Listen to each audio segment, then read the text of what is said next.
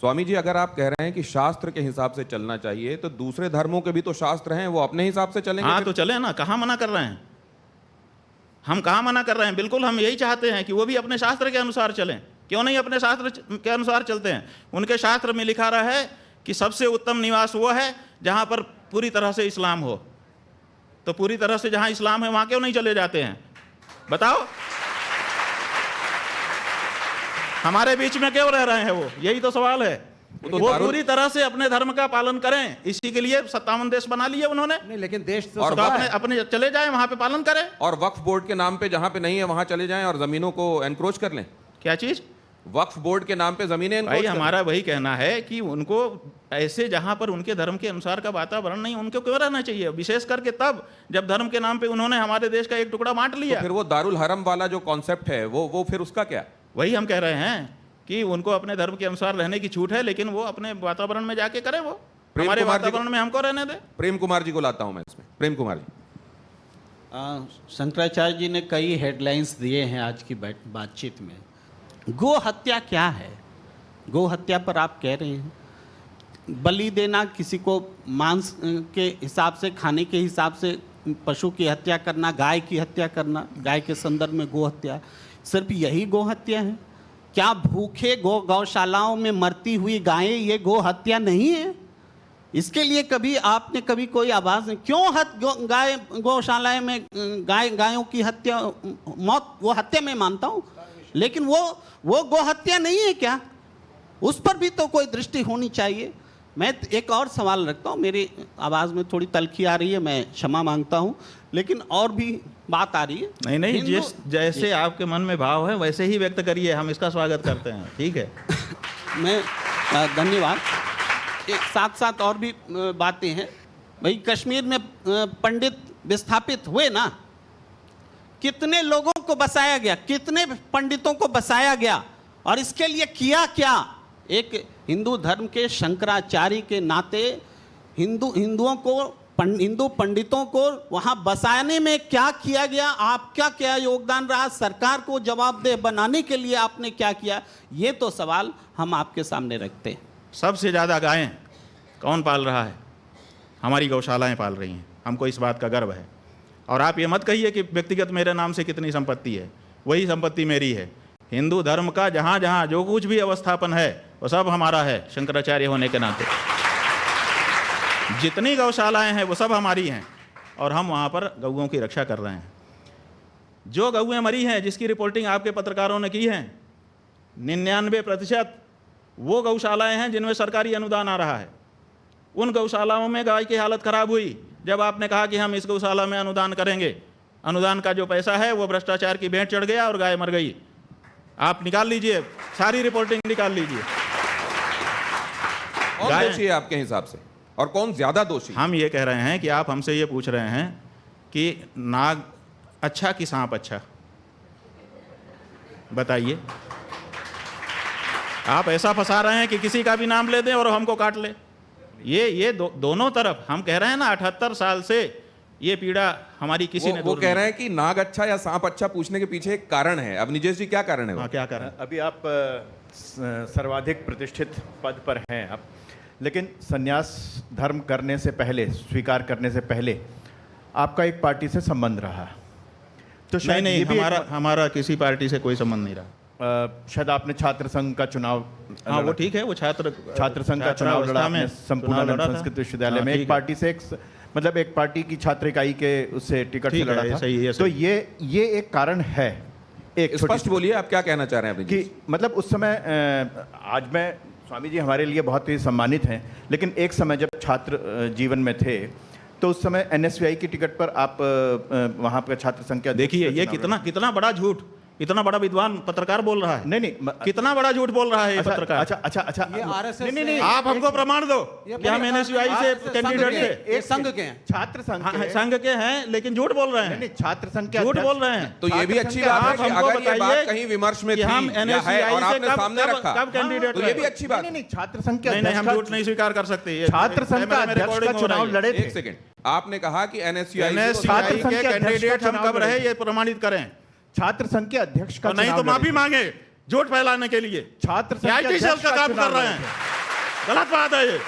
Party झूठ नहीं बोलना चाहिए। एनएसयूआई से आपने कोई भी संपर्क- जो बड़ा आदमी है छात्र वो झूठ संघ- बोलेगा, वो छोटा हो जाएगा। छात्र संघ, ऐसा मत करिए, आपका हम सम्मान कर रहे हैं। आपने छात्र संघ का चुनाव लड़ा था, मैं ये कह रहा हूं। भाई छात्र संघ का हमने चुनाव लड़ा था, विद्यार्थी परिषद से लड़ा था। अब बताइए, और अब तो विद्यार्थी ये परिषद का कैंडिडेट था मैं, विद्यार्थी परिषद से मैंने चुनाव लड़ा है। अब बताइए, वो भी एक पार्टी थी ना, ठीक है पार्टी थी, हम कहाँ वो मना भी कर एक रहे पार्टी हैं? थी ना सर। हम तो झूठ बोलने पर आपको कह रहे नहीं हैं। नहीं नहीं, वो भी एक राजनीतिक दल ठीक है, के रूप में था राजनीतिक ना। ये तो चलता है। और भी, क्योंकि विमर्श ये चलाया जा रहा है आप लोग देश ये में। बताते हैं कि ये छात्र इकाई है, राजनीति से इसका कोई लेना देना ही नहीं। ज्ञानशील एकता परिषद की विशेषता, ज्ञानशील और एकता के लिए हम परिषद में गए थे, राजनीति करने के लिए नहीं गए थे। और आप अगर विद्यार्थी परिषद के ऊपर ये कहते हैं कि वो भी राजनीतिक इकाई है, तो आप इसका मतलब कि अभी रहस्य ही नहीं जानते हैं। इसका मतलब कि आप अंदर की बात कर रहे हैं। इससे विद्यार्थी तो वो परिषद विमर्श स्वतंत्र भी- इकाई इससे- है और वो छात्रों के बीच में नेतृत्व की भावना के विकास के लिए कार्य करती है। वो किसी दल का पिछलग्गू नहीं है। विद्यार्थी परिषद का कोई अध्यक्ष हो, आप उससे हमारी बात कराइए। हम विद्यार्थी परिषद में रह चुके हैं।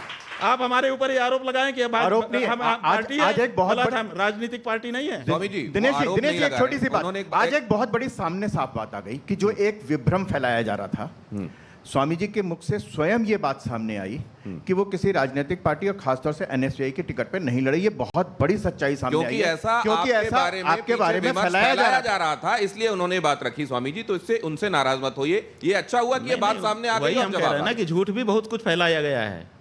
तो झूठ को कम से कम जो बड़े लोग हैं उनको कंफर्म करना तो स्वामी चाहिए जी, ना क्या- कि जो वो व्हाट्सएप यूनिवर्सिटी में आएगा वही, स्वामी जी, अगर एक बड़े और लोग, बात- विचारवान लोग अगर वही बोलने लगेंगे तो आम आदमी का क्या होगा। स्वामी जी, एक और बात मैं आपसे जानना जी। चाहता हूं। ये कहा जाता है कि सितंबर 2022 में प्रियंका जी ने आपको शंकराचार्य जी संबोधित करते हुए पत्र लिखा था और मामला ये सबसे बड़ी अदालत में गया कि आपके संदर्भ में इस पदवी का इस्तेमाल होना चाहिए या नहीं होना चाहिए। इसको लेकर भी स्थिति क्या स्पष्ट? देखिए, ऐसा है कि हमारे संदर्भ में किसी भी न्यायालय में हम शंकराचार्य हैं कि नहीं है इसका कोई मुकदमा नहीं है। आपको हम बता देना चाहते हैं, चाहे वो निचली अदालत हो, चाहे बीच की अदालत हो, चाहे ऊंची अदालत हो, किसी भी न्यायालय में ये विचार नहीं है कि हम शंकराचार्य हैं कि नहीं हैं। पहली बात।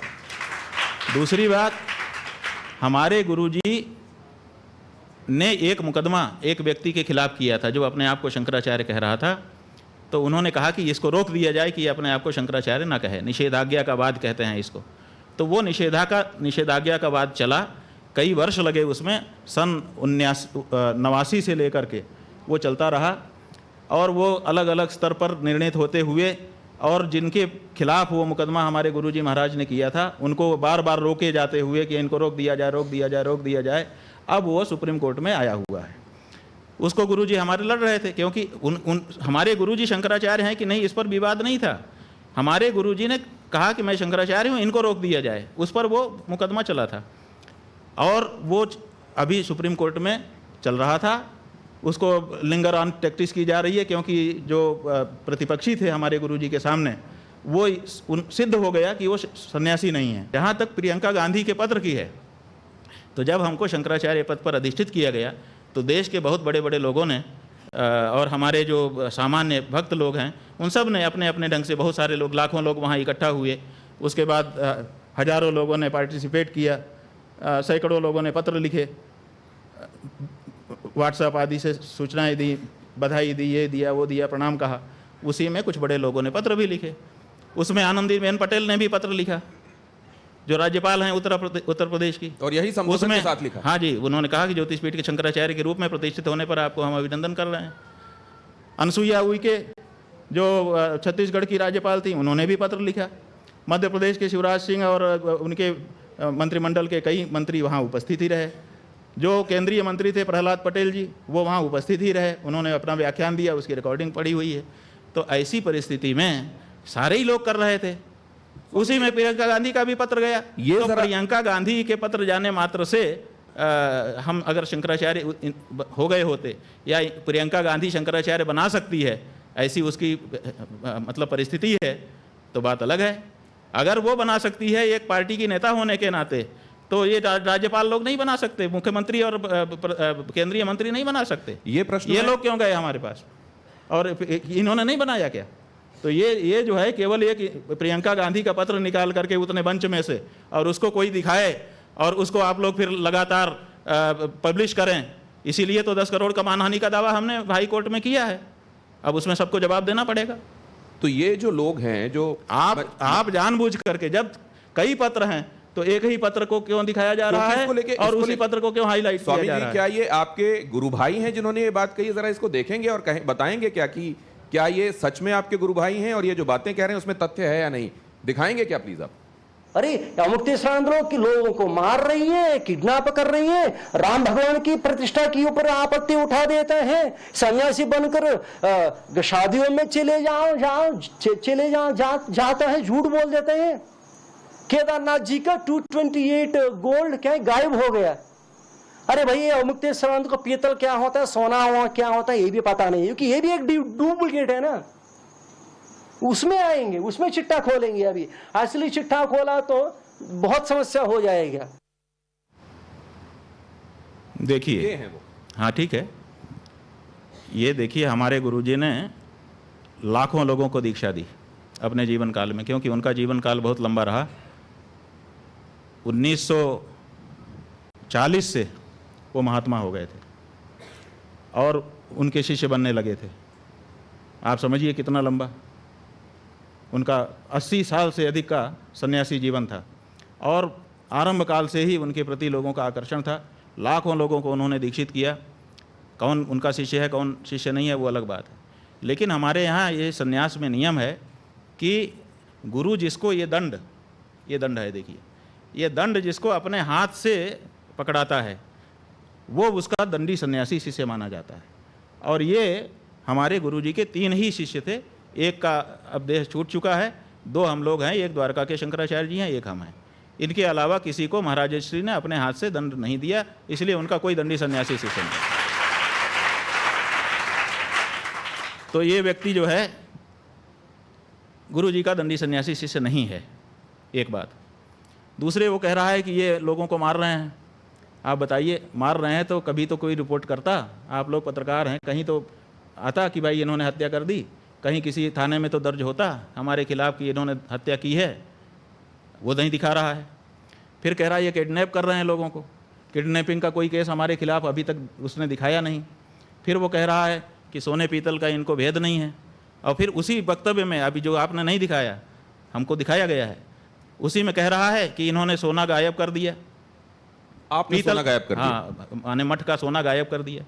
तो अगर हमको सोना पीतल का भेद नहीं पता था तो हमने पीतल क्यों गायब नहीं किया, सोना ही क्यों गायब किया? नहीं माने खुद की बात पे स्थिर नहीं रह पा रहा है वो। और फिर वो कहता है कि 228 किलो सोने की बात करते हैं। हमने अकेले ने थोड़े की है, उसमें तो पूरा मीडिया, 50 मीडिया घराने शामिल हैं जिन्होंने 230 किलो सोने की, 228 किलो सोने की बात की है। अकेले हम हो तो हम उसके बारे में बात तो क्या इस 228 किलो सोने को लेके आप लोगों की तरफ से कोई FIR दर्ज कराई गई है? देखिए, बात यह है कि 228 किलो सोने के बारे में हमने अकेले नहीं कहा है। सब मीडिया ने 1 महीने तक इस स्टोरी चलाई है। और जो कमेटी है, कमेटी ने उसको विज्ञप्तियाँ जारी की हैं, कमेटी ने वक्तव्य जारी किए हैं और वीडियो आया है, फोटो आए हैं। वहाँ पर 6 महीने के लिए विशेष सुरक्षा की गई है सोने की। ये सब ऑन रिकॉर्ड है। क्या FIR करें आप बताओ? हमारा ही मंदिर है भाई, शंकराचार्य के रूप में हमारा मंदिर है बद्रीनाथ केदारनाथ। शंकराचार्य जी ने उसका उद्धार किया है और हमारी ही कमेटी है। हम किसके खिलाफ FIR करें? आप बताइए। हमने जो हमको कहना था कहा और साफ साफ कहा। और हमने क्या कहा? हमने किसी चोर नहीं कहा। हमने कहा भाई ये बातें बहुत ज़्यादा उठ रही हैं, इस पर जांच करा लेना चाहिए। तो जांच नहीं करा रहे हैं। और वो जो मंत्री जी हैं उन्होंने आकर के कहा हम तो मुकदमा तैयार कर दिए थे, क्योंकि हमको जो कमेटी के अध्यक्ष हैं बद्रीनाथ केदारनाथ मंदिर समिति के, उन्होंने एक वक्तव्य के माध्यम से हमको कहा कि हम उनसे अनुरोध भी कर रहे हैं और चुनौती भी कर रहे हैं। तो आप बताइए, 2 शब्द कहा उन्होंने कि हम अनुरोध कर रहे हैं और चुनौती भी दे रहे हैं कि वो अगर उनके पास कोई प्रमाण है तो न्यायालय में जाएं। तो हमने सोचा कि भाई अब इसमें से कौन सा शब्द पकड़ें, तो हमने अनुरोध वाला पकड़ा कि उन्होंने अनुरोध किया है, चुनौती तो उनकी क्या हम स्वीकार करें, कोई विद्वान होता तो स्वीकार कर दे। तो हमने अनुरोध वाला पकड़ा और हमने मुकदमा तैयार कर दिया। हमारे वकील मुकदमा करने ही जा रहे थे, तब तक वहाँ केदारनाथ में आपदा आ गई। बहुत सारे लोग परेशान होने लगे, तो हम लोग उसमें मन लगाए। और फिर हमारे वकीलों ने भी कहा कि ऐसी परिस्थिति में अपने लोग जाएंगे अच्छा नहीं लगेगा। फिर अभी जब वो बात शांत हुई, फिर से यात्रा शुरू हो गई, तो फिर हमने वकील को कहा कि भाई अब डाल दिया जाए। तो उन्होंने कहा कि जो मंत्री जी हैं वो कह रहे हैं कि हमने जांच करा ली है, सरकार के पास हमारी जांच पड़ी हुई है, हम उसको सार्वजनिक करेंगे।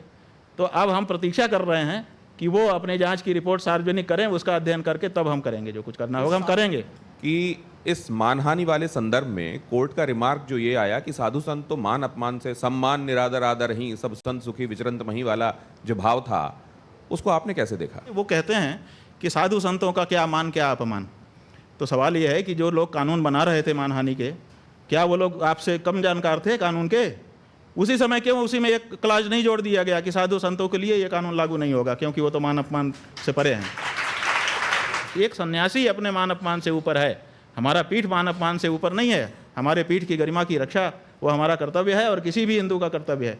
तो हम जो मानहानि के मुकदमे में गए हैं, अपने पीठ के सम्मान के लिए गए हैं, हम इसके लिए नहीं गए हैं कि हमारा मान अपमान। हम तो ऊपर हैं और आगे भी रहेंगे, लेकिन जिस पीठ पर हम हैं वो हमसे तादाद में संबंध उसका बन गया है। पीठ और हम अब दो अलग अलग नहीं हैं, इसलिए हमारे में पीठ का अक्स आता है। हम जब जाते हैं तो लोग कहते हैं, ये नहीं कहते हैं कि अभी मुक्तेश्वरानंद आया है, 1-2% कहते होंगे, अधिकतर लोग कहते हैं शंकराचार्य आया। तो इसका मतलब कि पीठ से हमको जोड़ करके देखते हैं।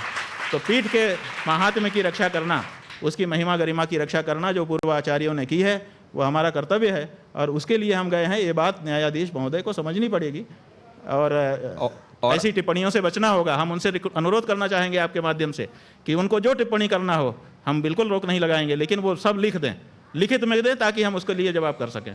ऐसी टिप्पणी ना करें कि अखबार में छपवा दें और उसके बाद बात खत्म हो जाए। तो अब इस चर्चा के आखिरी चरण की तरफ मैं बढ़ रहा हूं, लेकिन एक सवाल ये कि सनातन धर्म के जो मानने वाले लोग हैं, वो जब ये देखते हैं कि आप प्रधानमंत्री नरेंद्र मोदी को आशीर्वाद देते हैं तो बहुत सारे लोग उसमें प्रसन्न होते हैं। लेकिन फिर वो ये भी देखते हैं कि उद्धव ठाकरे जो बड़ी दूर तक भारतीय जनता पार्टी के साथ हिंदुत्व का ही झंडा लेकर चलते रहे, आज वो तुष्टीकरण वाले खेमे में खड़े हुए हैं, लेकिन आपका आशीर्वाद उनको भी मिल जाता है। तो इसमें वो कन्फ्यूजन होता है कि असल में स्वामी जी सनातन का झंडा पकड़ के चलने वाला मानते किसको हैं? देखिए, बात यह है कि ये जो आपका सवाल है, प्रश्न है, इसी में जवाब छिपा हुआ है कि कुछ लोग ये चाहते हैं कि एक मामले में हमारी मोनोपोली हो। मोनोपोली क्यों देखते हैं आप? दोनों हिंदू पार्टी है, दोनों को हमारा आशीर्वाद है। शिवसेना भी तो हिंदू पार्टी है, तो आप एक को ख़त्म करके मोनोपोली क्यों करना चाहते हो? वो भी हिंदू है, उनको भी हम आशीर्वाद दे रहे हैं ताकि वो भी बढ़ें, आप भी बढ़ें। तो क्या आप ये मानते हैं कि कांग्रेस ने तुष्टीकरण किया या नहीं किया? आप इसको कैसे देखते हैं? भाई, हम इसके निर्णायक नहीं हैं, इसके निर्णायक जनता है और जनता आगे भी निर्णय करती रहेगी। लोगों का काम है अपने अपने ढंग से अपनी अपनी करनी को दिखाएं, जनता निर्णय करती है। हम कौन होते हैं कि किसी के बारे में कहने वाले? तो राजनीति का तो यही चरित्र है इस समय। नहीं, राजनीति में यह चरित्र है तो हम अपने सब हिंदू भाइयों को कहना चाहते हैं कि देखो, राजनीति करने वाले को हिंदू धर्मशास्त्रों के अनुसार विश्वासघात करने की छूट नहीं है, तो जान लो।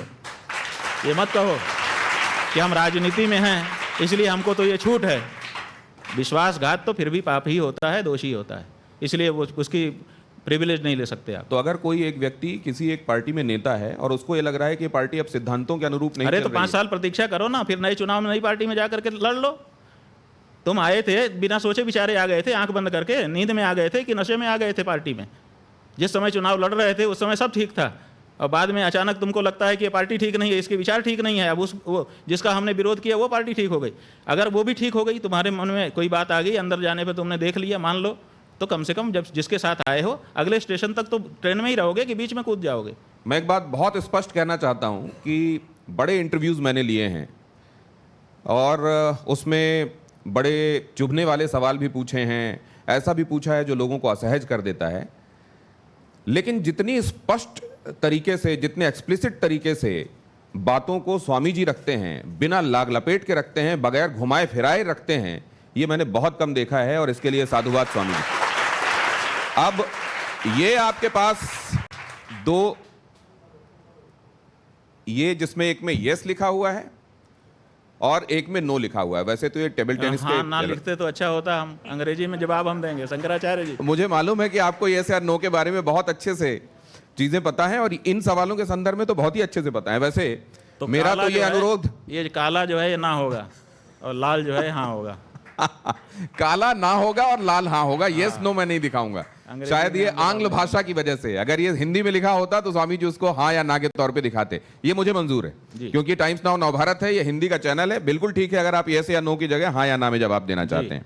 तो ये रैपिड फायर है और वैसे तो मैं अपने मेहमानों से अनुरोध करता हूं कि उनको हाँ या ना में से कोई एक जवाब देना होता है, लेकिन मैं धर्माचार्य से इस समय बात कर रहा हूं तो उनके पास ये सुविधा है कि अगर वो समझते हैं कि ये दोनों नहीं तो दोनों मिला देंगे। मिला देंगे। तो मेरा अब ये राउंड शुरू होता है, इसको रैपिड फायर। आप लोगों को मजा आ रहा है ना इस इंटरव्यू में?